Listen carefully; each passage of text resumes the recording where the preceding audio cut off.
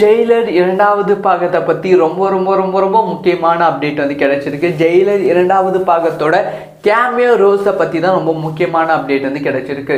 So Jailer முதல் பாகம் மாபெரும் வெற்றி திரைப்படமாக அடைந்ததற்கான மிக முக்கியமான காரணம் அதில் இருந்த கேமியோ ரோல்ஸ். ஏன்னா வந்து தமிழகத்தை தாண்டி நார்த் இந்தியாவிலையும் இந்த திரைப்படம் சூப்பராக வந்து பர்ஃபார்மன்ஸ் பண்ணிச்சு. அதனால தான் 600 கோடி ரூபாய் வசூல் செய்தது. அதுக்கான ரீசனும் வந்து கேமியோ ரோல் தான். வெறும் வந்து ஒரு 5 நிமிஷம் 3 நிமிஷம் தான் வந்து கேமியோ ரோல் வந்து பண்ணியிருப்பாங்க.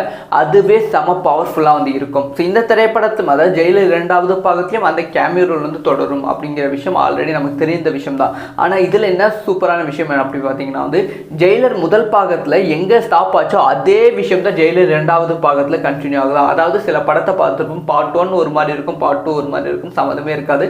ஆனால் இந்த திரைப்படத்தில் அந்த மாதிரி இல்லாமல் கம்ப்ளீட் கண்டினியூ இருக்கிற மாதிரி வந்து படத்தை வந்து நெல்சன் வந்து பிளான் பண்ணியிருக்காங்க அப்படின்னு சொல்லப்படுகிறது. அது மட்டும் இல்லாமல் கேமியோ ரோல்ஸில் இருக்க ஆர்டிஸ்ட்க்கு வந்து ரொம்ப ரொம்ப ரொம்ப அதிகமான டேட்ஸ் வந்து வாங்கியிருக்காங்களா. இதில் வந்து கேமியோ ரோல் மாதிரி இல்லாமல் ரொம்ப ரொம்ப முக்கியமான ரோல் வந்து நெல்சன் திலீப் குமார் அவர்கள் கொடுத்துருக்காங்க அப்படின்னு சொல்லப்படுகிறது.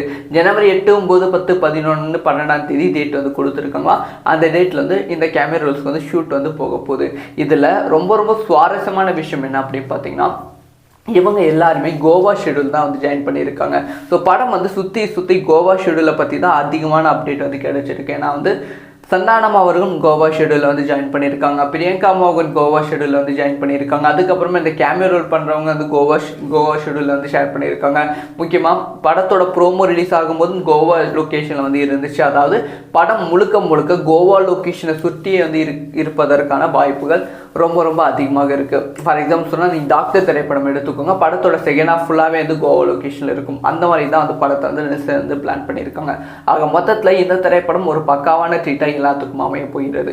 இந்த ஒரு விஷயத்தை பற்றி உங்களோட ஒப்பீனியனை கமெண்ட்டில் லீவ் பண்ணுங்கள். இந்த மாதிரி எல்லா விஷயம் தெரிஞ்சுக்கணும் சப்ஸ்கிரைப் பண்ணி சப்போர்ட் பண்ணுங்கள். அண்ட் வீடியோ பிடிச்சிருந்தா லைக் பண்ணுங்கள்.